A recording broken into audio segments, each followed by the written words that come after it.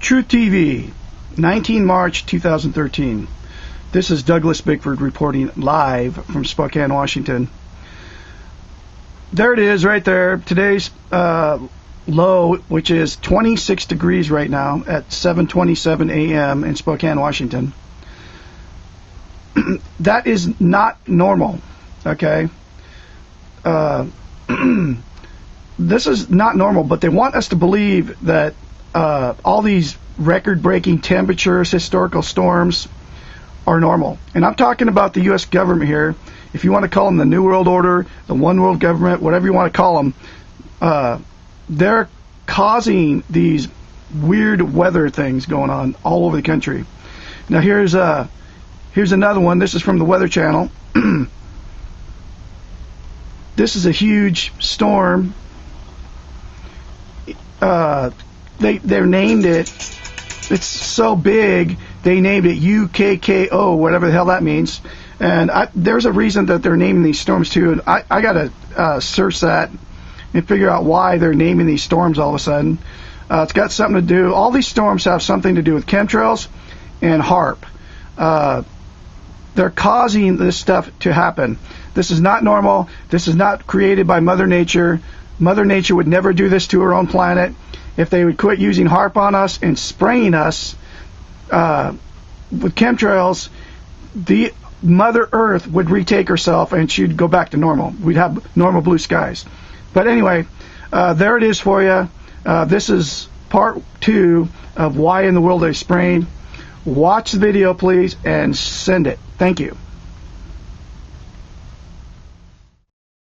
Very big red flag of fallout from these materials are pH changes to the forest floor. We have very extensive studies from the U.S. Department of Agriculture on the soils in our region, and those soils have changed in 5 to 6 years. The pHs have changed in this area as much as 10 to 12 times toward alkaline in 5 to 6 years. I've personally been in the forest testing with USDA soil scientists who just scratched their heads and seem to have no explanation for incredibly profound changes in pH, which is affecting the ecosystem here tremendously. Aluminum buffer action, aluminum hydroxide is what we think it is, plus the barium carbonate, strontium titanate, strontium oxides, barium oxides, probably some aluminum oxides in there, that this has apparently driven our acid soils about 20 times more alkaline to about 6.8. There are simply too many dots here that connect. Our skies are almost never blue anymore. That is a named consequence of geoengineering. The amount of lost sunshine hitting the planet right now is beyond belief. If people look up the term global dimming, they will see that fully 20% of the sun's rays that reached the planet several decades ago are no longer reaching the planet. I mean, that's a profound change that few people even know is occurring. And you have very visible occurrences in the sky from the aircraft, a very visible sun-blocking, expanding, dingy trails that are exactly what geoengineering patents describe. Heavy aluminum, I'm talking like in the 40s and 50s up to 3, 4, 5,000. That's still common. Barium, strontium to somewhere 40 or 50 to, again, about 2 or 3,000. Same for both barium and strontium.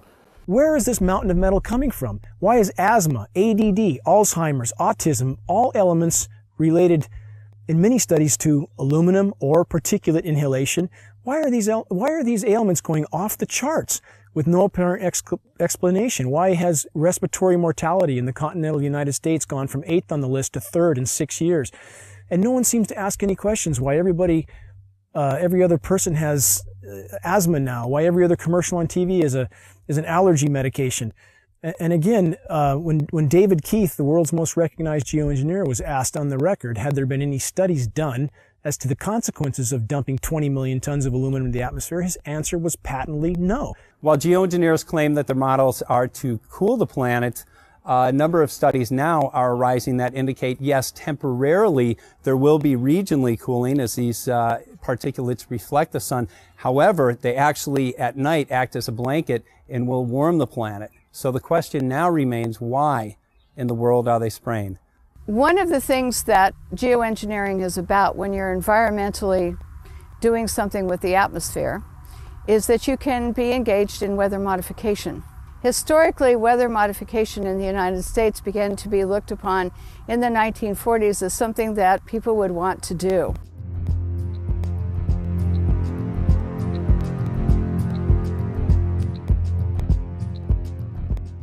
And so they started looking at making it enhancing snow, enhancing rain. They started looking at hurricane control. There was a whole bunch of projects in the 40s that started.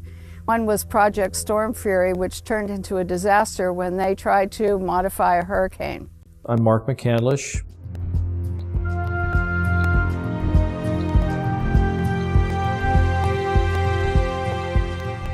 And for the better part of 30 years, I worked in the aerospace and defense industry. Had a secret clearance twice during my career. Some of the technology that I saw or participated in the creation of tends to play a role in some of the things that are used to control the weather. The very distribution process is being employed in the aerosol campaign, manipulating the weather, crops, taking over the food production or controlling the food production. The military applications, the process evolved when they realized in the 1800s that you can put things into the environment that will influence the uptake of moisture and where it drops out of the atmosphere again.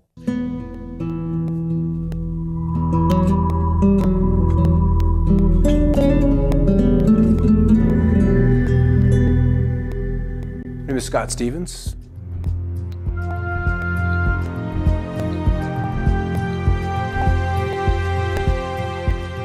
I was a television weatherman for 20 years. These chemtrails are absolutely required to impact whatever weather event they were designing. And the trails were an absolute necessary ingredient for them to achieve their weather modification goals. So we're finding the aerosols, the metal particulates, all of those can be used and leveraged to create weather events that are several standard deviations or outside what would be typically normal. When the geoengineering really got underway with the Russians in the mid-70s, we ended up with snow in Miami. We ended up with frost deep into Mexico. The bizarreness of the weather really exploded on the scene when weather engineering got going in the mid-70s. The Dakotas, in winter, they recorded a temperature of almost 100 degrees, 94 degrees. It broke the former record by 32 degrees.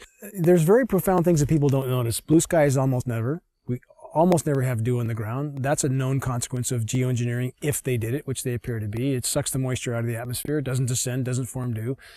We have massive temperature disruptions. People are starting to wonder, why is it 80 degrees one day and then snowing the next day at 50 degrees or 45 degrees and then back up to 80 the day after that? When you push and pull the climate with these manipulation programs, of which there's a mountain of data to corroborate their existence, then you start to have massive fluctuations in the system.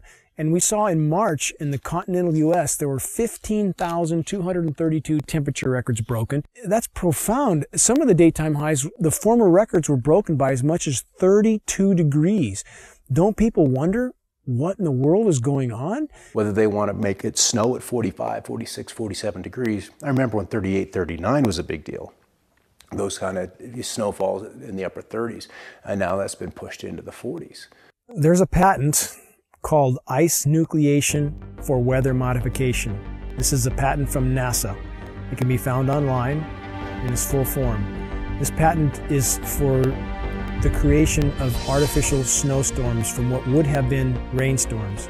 However preposterous this sounds to people, if they look up Chinese create snowstorms, they will find a long list of articles where the Chinese Bureau of Weather Modification openly admitted that they were creating snowstorms until they did $1 billion worth of damage in Beijing. So my question would be, if the Chinese can do this, and NASA has a patent for the same purpose, why would we believe snow events here are natural when it's snowing now regularly at 45 degrees, sometimes 50 degrees, heavy, wet, concrete snow that's full of aluminum, full of barium, full of strontium?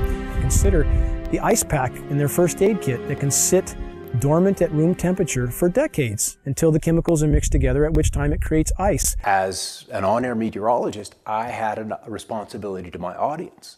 There were storms that were not behaving as they were modeled or they historically would have responded.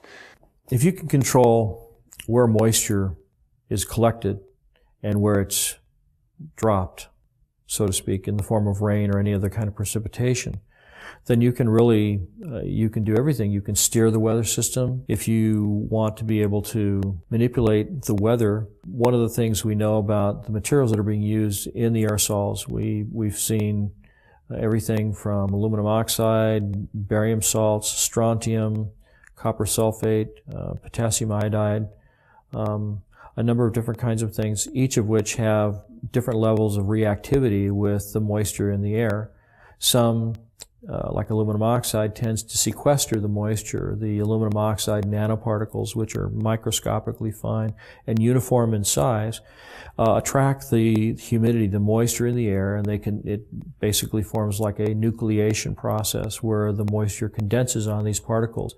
With cloud seeding, the cooling will be achieved by making clouds reflect a bit more sunlight back to space than they would otherwise, and less sunlight reaching the surface would tend to cool the planet.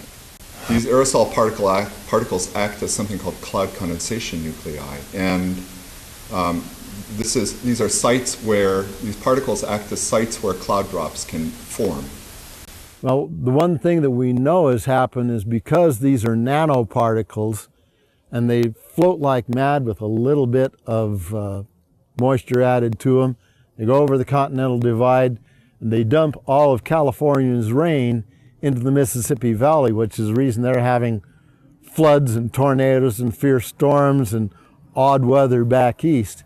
The effect here in California is drought. Now then, if you hit that area of the sky with a beam of a particular kind of radiation, and you can heat those particles up, just like heating up, your cup of coffee in the microwave, these particles begin to vibrate and resonate if you use the right frequency of RF energy, that they then heat the surrounding air, and they will take all of that air and the moisture that's in it to a higher altitude where it's much colder, and it'll condense and then become a low pressure system. Well, there's a couple of locations where they tend to be very interested in leaving their trails. The big one and the surprising one for me is under areas of high pressure, where you would expect to see the blue skies, the dry conditions. Those are prime targets for trailing. A couple of reasons. High pressure is stable. It's relatively still. We've got the clockwise flow around it. And if you accentuate the high, and so it's very easy to add those particulates of aluminum, barium, and whatever else they want to put in there. And as you add heat to that, those particulates then radiate the heat into the atmosphere and it warms. What does a warming atmosphere do? Boom, it expands. And so that's one way. It's a very simple way, but it's very apparent because under the high pressure, it's supposed to be quiet. It's supposed to be still. It's supposed to be blue. And we're not seeing that. Then as the storm approaches, the high begins to recede. And then they're running the flights back and forth, back and forth, back and forth, and literally seeding the leading edges of the cirrus. So the cirrus canopy is accentuated. That cirrus canopy, which would maybe be 200-300 miles out ahead of a cold front, is now 450 miles.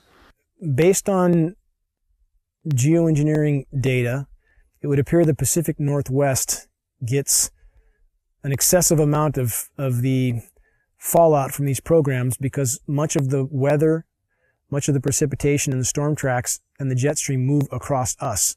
So as stated by globally recognized geoengineers like David Keith, that's the type of area they would want to seed these particulates as incoming fronts start to cover landfall.